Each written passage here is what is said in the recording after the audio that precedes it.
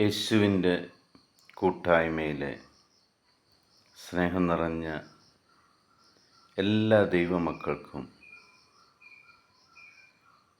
50 നോയമ്പിൻ്റെ ആദ്യ ദിവസത്തിൻ്റെ എല്ലാവിധ ദൈവാനുഗ്രഹങ്ങളും ഉണ്ടാകുവാൻ വേണ്ടി പ്രാർത്ഥിക്കുകയും ഈ നോമ്പാചരണം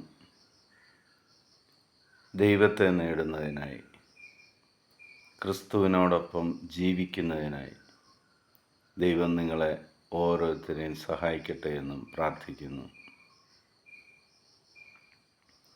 ഇന്ന് നമ്മൾ ശ്രവിക്കുന്ന തിരുവചന ഭാഗം ദാനിയേൽ പ്രവാചകൻ്റെ പുസ്തകം 9-ാം അധ്യായം 3-9 തിരുവചനങ്ങൾ. അപ്പോൾ ഞാൻ ചാക്കുടുത്ത് ചാരം പൂശി ഉപവസിച്ച് ദൈവമായ കർത്താവിനോട് തീക്ഷ്ണമായി പ്രാർത്ഥിച്ചു. ഞങ്ങളുടെ ദൈവമായ കർത്താവേ, കാരുണ്യവും പാപമോചനവും അങ്ങയുടേതാണ്. എന്നാൽ ഞങ്ങൾ അങ്ങയോട് മത്സരിച്ചു.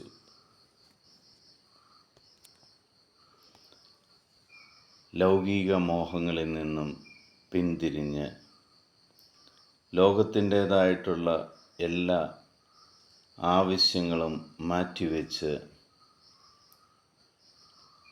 എൻ്റെ പിതാവായ ദൈവം എനിക്ക് വേണ്ടതെല്ലാം സമൃദ്ധമായിട്ട് ഒരുക്കി വച്ചിട്ടുണ്ട് എന്ന് കർത്താവിൽ അടിയുറച്ച് വിശ്വസിച്ചുകൊണ്ട്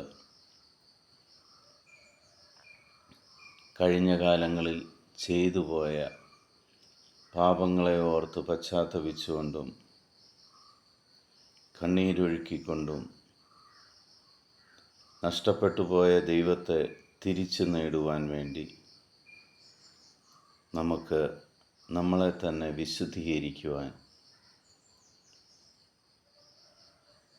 നമ്മൾക്ക് എന്തിനോടെല്ലാം അതിയായ ആഗ്രഹമുണ്ടോ അതെല്ലാം ഉപേക്ഷിച്ച് ദൈവത്തോടുള്ള സ്നേഹത്തെ പ്രതി അതെല്ലാം വേണ്ടാന്ന് വെച്ചുകൊണ്ട് ഈ 50 ദിവസം യേശുവിനെ നേടുവാൻ വേണ്ടി, ദൈവമായ കർത്താവിനെ പിതാവേ എന്ന് വിളിക്കുവാനുള്ള കരുത്ത് ലഭിക്കുവാൻ വേണ്ടി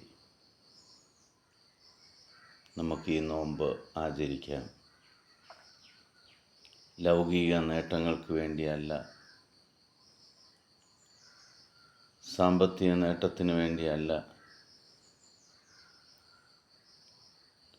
രോഗസൗഖ്യത്തിന് വേണ്ടിയല്ല, പ്രത്യുത ദൈവത്തെ നേടുവാൻ, നിങ്ങളിലുള്ള വിശ്വാസം വർദ്ധിക്കത്തക്കവണ്ണം ദൈവം നിങ്ങളുടെ ജീവിതത്തിൽ നിങ്ങളോടൊപ്പം ഉണ്ടാകുവാൻ, അതിനുവേണ്ടി നമുക്ക് നോമ്പെടുക്കാം, അതിനുവേണ്ടി നമുക്ക് ഉപവസിക്കാം, അതിനുവേണ്ടി പരിത്യാഗങ്ങൾ ചെയ്യാം. ഈ ലോകത്തിലുള്ളതെല്ലാം നിങ്ങളെ വിട്ടുപോകും.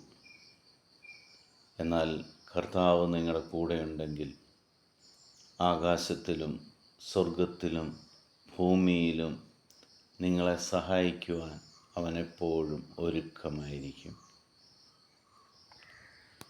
ആ കർത്താവിനെ നേടുവാൻ നമ്മൾക്ക് സന്തോഷത്തോടുകൂടി ഈ 50 നോമ്പിലേക്ക് പ്രവേശിക്കാം. അതിന് സർവശക്തനായ ദൈവം നിങ്ങളെ ഓരോരുത്തരെയും കൈപിടിച്ച് നയിക്കട്ടെ എന്നും അനുഗ്രഹിക്കട്ടെ എന്നും പ്രാർത്ഥിക്കുന്നു. പിതാവായ ദൈവത്തിൻ്റെയും പുത്രനായ യേശു ക്രിസ്തുവിൻ്റെയും പരിശുദ്ധാത്മാവിൻ്റെയും കൃപയും അനുഗ്രഹവും സമൃദ്ധമായി നിങ്ങളുടെ മേലുണ്ടാകട്ടെ. ഈ നോമ്പിൻ്റെ ദിവസങ്ങളിൽ ലോകത്തിലെ 800 കോടിയിലധികം വരുന്ന എല്ലാ മക്കളെയും ദൈവസന്നിധിയിലേക്ക് നമുക്ക് ചേർത്ത് നിർത്താം. അത്ഭുതങ്ങളിലൂടെയും അടയാളങ്ങളിലൂടെയും ദർശനങ്ങളിലൂടെയും അവരെ ഓരോരുത്തരെയും ഈശോ തൻ്റെ സ്വന്തമാക്കി മാറ്റുവാൻ നമുക്കവരെ വിട്ടുകൊടുക്കും. ലോകസമാധാനത്തിന് വേണ്ടി യുദ്ധങ്ങൾ മാറുവാൻ, രാജ്യങ്ങൾ തമ്മിൽ പരസ്പര സ്നേഹത്തിലും ഐക്യത്തിലും വളരുവാൻ, മക്കളും മാതാപിതാക്കളും സ്നേഹത്തിൽ വളരുവാൻ, കുടുംബസമാധാനത്തിന് വേണ്ടി എല്ലാം നമുക്ക് ഈ നിമിഷം പ്രാർത്ഥിക്കാം. ഒരിക്കൽ കൂടി ദൈവത്തെ നേടുവാൻ വേണ്ടി, ദൈവത്തെ പിതാവേ എന്ന് വിളിക്കുവാൻ വേണ്ടി ഈ നോമ്പ് നിങ്ങൾക്കെല്ലാവർക്കും അനുഗ്രഹമായി മാറട്ടെ എന്ന് പ്രാർത്ഥിക്കുന്നു. സ്നേഹനിധിയായ യേശുക്രിസ്തുവിൻ്റെ സമാധാനം നിങ്ങൾക്ക് ഞാൻ നേരുന്നു. ഈശോ മിശിഹായ്ക്ക് സ്തുതിയായിരിക്കട്ടെ.